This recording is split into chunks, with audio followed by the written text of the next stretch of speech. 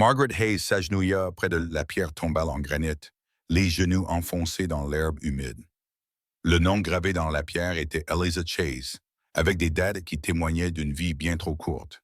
Les mains burinées de Margaret disposèrent les fleurs sauvages qu'elle avait cueillies au bord de la route. Des fleurs jaunes et violettes qui ne coûtaient rien, mais qui apportaient de la beauté à cet endroit paisible. Chaque dimanche depuis un an, Margaret faisait ce pèlerinage. Qu'il pleuve ou qu'il fasse beau, elle venait dans ce cimetière situé au sommet d'une colline surplombant la vallée, apportant toutes les fleurs qu'elle pouvait trouver ou s'offrir, et les déposait avec soin à côté de cette donation.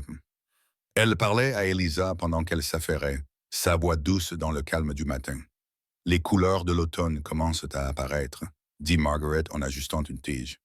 Tu as toujours aimé cette période de l'année. Tu disais que cela te rappelait que les fins pouvaient aussi être belles. Les yeux de Margaret se sont embués à ce souvenir. Eliza avait été son infirmière pendant ces terribles mois où George, le mari de Margaret, était en train de mourir d'un cancer.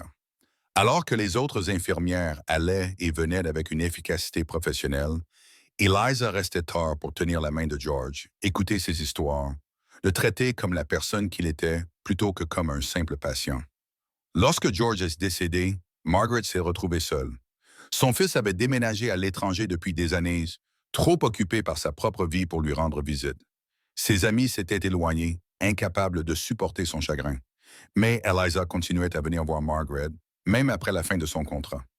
Une amitié improbable s'était nouée entre la veuve âgée et la jeune infirmière.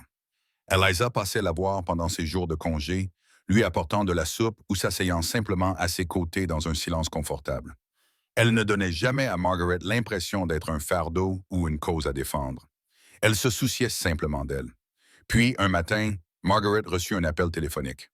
Eliza s'était effondrée à l'hôpital pendant son service. Un anévrisme, diront-ils. Elle n'avait que 32 ans. Margaret assista aux funérailles, debout à l'arrière de la foule, observant un homme en costume coûteux tenir dans ses bras une petite fille qui n'arrêtait pas de réclamer sa maman. Ce devait être le mari et la fille dont Eliza avait parlé, réalisa Margaret, la famille à laquelle elle avait été si dévouée. Après ce jour-là, Margaret a commencé son rituel dominical. C'était la seule façon qu'elle connaissait d'honorer la femme qui lui avait témoigné une gentillesse si inattendue. « J'aurais aimé pouvoir faire plus pour toi », murmura Margaret en touchant la pierre froide. « Tu m'as tant donné et j'avais si peu à te rendre. »« Excusez-moi. » La voix la fit sursauter. Margaret leva les yeux et vit un homme debout à quelques mètres d'elle, une petite fille perchée sur sa hanche. Elle le reconnut immédiatement. C'était le même homme que celui des funérailles, bien qu'il semblait plus âgé maintenant, comme si le chagrin l'avait fait vieillir prématurément. Les yeux de l'homme étaient fixés sur les fleurs que Margaret venait de déposer. Son expression était un mélange de confusion et d'autre chose, quelque chose de plus doux. « Je suis désolé, » dit Margaret en se levant. « Je ne voulais pas vous déranger. »« Non, je vous en prie, » répondit rapidement l'homme. « Je ne suis pas venu vous demander de partir.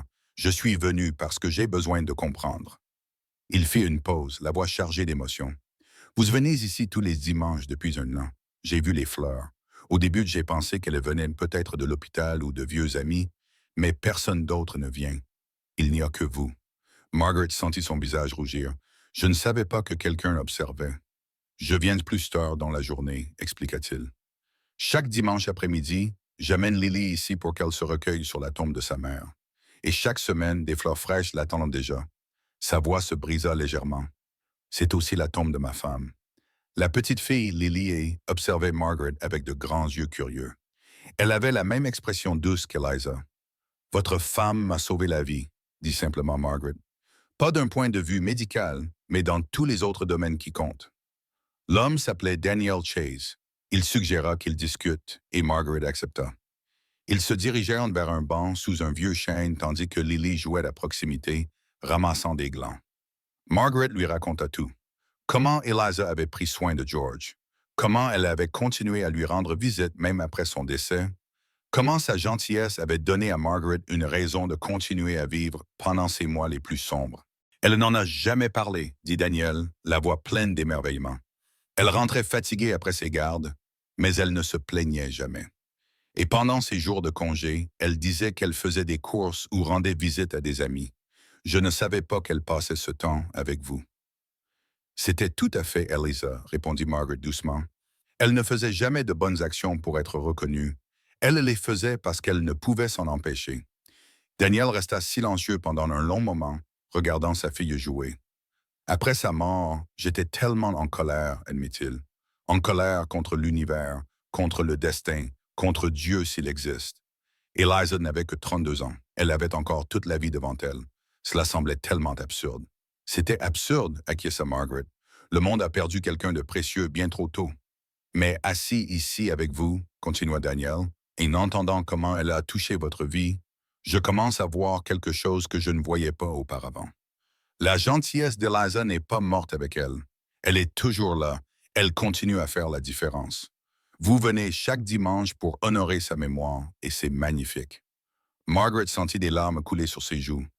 J'aurais aimé avoir l'occasion de la remercier vraiment, de lui dire ce qu'elle représentait pour moi. Daniel tendit la main et lui serra doucement la main. Je pense qu'elle le savait.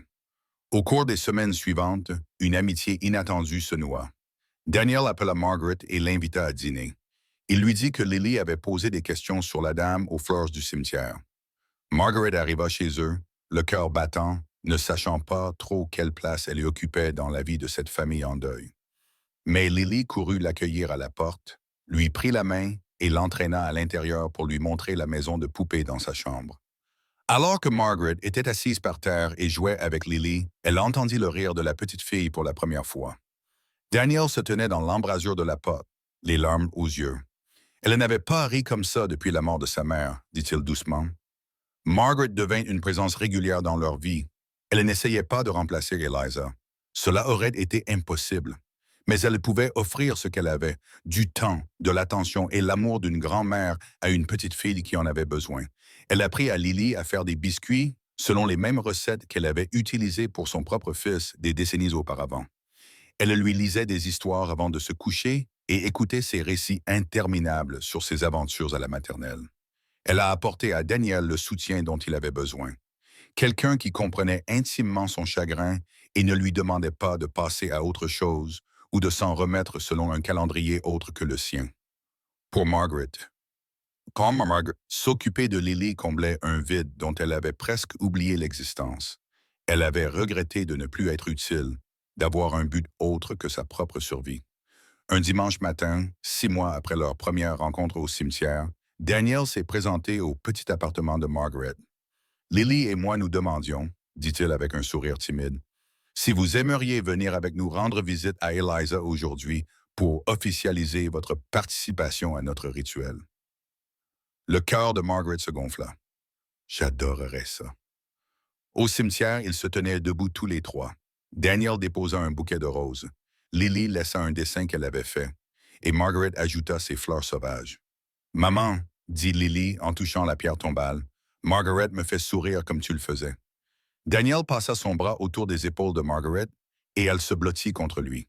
Ils restèrent là, dans un silence partagé, 3 personnes liées par la femme qu'ils avaient tous aimée, trouvant l'apaisement dans cette famille inattendue. « Tu sais, dit Daniel alors qu'ils retournaient à la voiture, Eliza serait si heureuse de savoir que vous vous êtes trouvés grâce à elle.